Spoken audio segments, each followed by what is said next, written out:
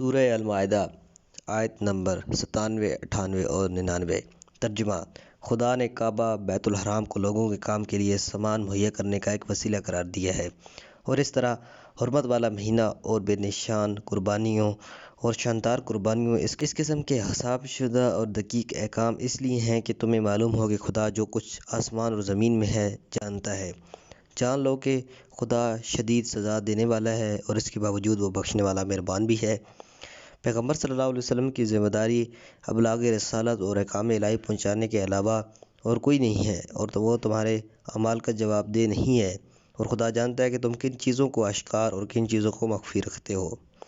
تفسیر: گزشتہ آیت میں حالت احرام میں شکار کی حرمت کے بارے میں بحث تھی۔ اس آیت میں مکہ کی اہمیت اور مسلمانوں کی اجتماعی زندگی کی اصلاح و تربیت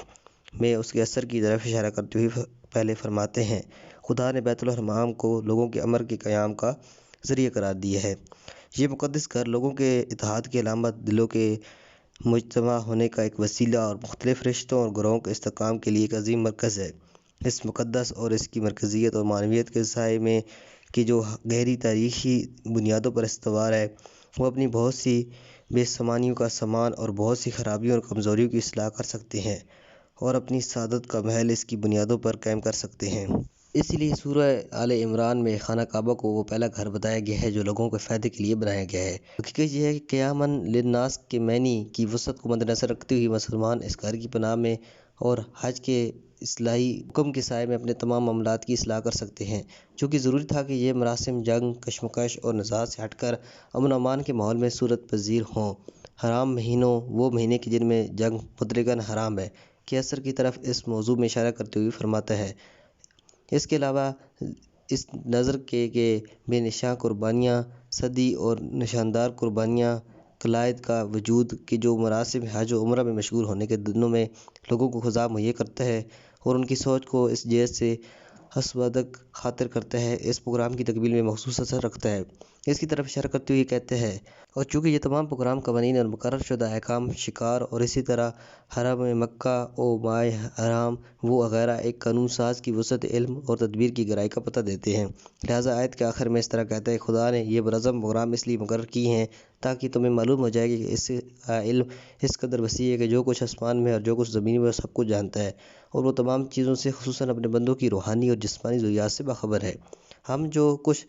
سطور بالا میں کہہ آئے ہیں، اس مد نظر رکھتے ہوئے آیت کی ابتدا اور انتہا کا باہمی تعلق واضح ہو جاتا ہے، کیونکہ ان غیر تشریعی احکام کی وہی ذات منظم کر سکتی ہے جو قوانین تکوینی کی گہرائی سے آگاہ ہے اور باخبر ہو۔ جب تک کوئی زمین و آسمان کے تمام جزیات اور روئے جسم کے تخلیقی رموز سے آگاہ نہ ہو، وہ ایسے احکام کی پیش بینی نہیں کر سکتا، کیونکہ وہی قانون درست اور اصلاح کنندہ ہو سکتا ہے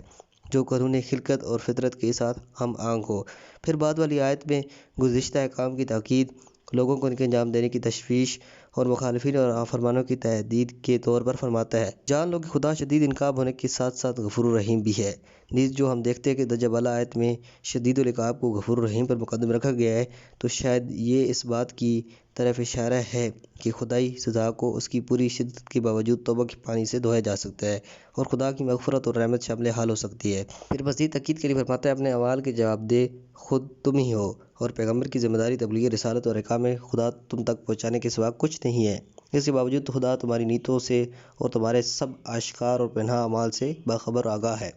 کعبہ کی اہمیت: کعبہ جس کا ان آیات اور گزشتہ آیات میں 2 مرتبہ ذکر کیا گیا ہے، اصل میں مادہ کعب کے مشتق ہے، جس کا معنی ہے پاؤں کے اوپر کی ابری ہوئی جگہ۔ بعد ازاں یہ لفظ ہر قسم کی بلندی اور ابری ہوئی چیز کے لیے استعمال ہونے لگا، اور مکعب کو بھی اس لیے مکعب کہا جاتا ہے کہ وہ چاروں اطراف سے ابھرا ہوا ہوتا ہے۔ ان عورتوں کو جن کے سینے تازہ تازہ ابھرے رہے ہوتے ہیں کعب کا کہا جاتا ہے، جس کا جمع کعاب ہے۔ اس کی بھی یہی وجہ ہے۔ بہرحال یہ لفظ کعبہ خانہ خدا کی ظاہری بلندی کی طرف اشارہ بھی ہے اور اس کے مقام کی عزت و بلندی کی علامت بھی ہے۔ کعبہ ایک طویل اور پر حوادث تاریخ کا حامل ہے۔ یہ تمام حوادث بہرحال اس کی عظمت اور اہمیت ہی کے باعث ظہور پذیر ہوئے ہیں۔ کعبہ کی اہمیت اس قدر ہے کہ روایات اسلامی میں اسے خراب و ویران کرنے کی پیغمبر اور امام کے قتل کے برابر قرار دیا گیا ہے۔ اس کی طرف دیکھنا، عبادات اور اس کے گرد طواف کرنا بہترین اعمال میں سے ہے۔ یہاں تک کہ ایک روایت میں امام باقر علیہ السلام سے منقول ہے کہ آپ علیہ السلام نے فرمایا، مناسب نہیں ہے کہ کوئی شخص اپنا گھر کعبہ سے اونچا بنائے، لیکن اس طرف توجہ رکھنا چاہیے کہ کعبہ کی اہمیت اور احترام قطعاً اس کی عمارت کی وجہ سے نہیں ہے، کیونکہ نہج البلاغہ کے خطبہ خاصہ میں حضرت امیر المومنین کے ارشاد کے مطابق خدا نے اپنے گھر کو ایک خشک جلی ہوئی اور سخت پہاڑوں کے درمیان والی زمین میں قرار دیا ہے اور حکم دیا ہے کہ اسے بہت ہی سادہ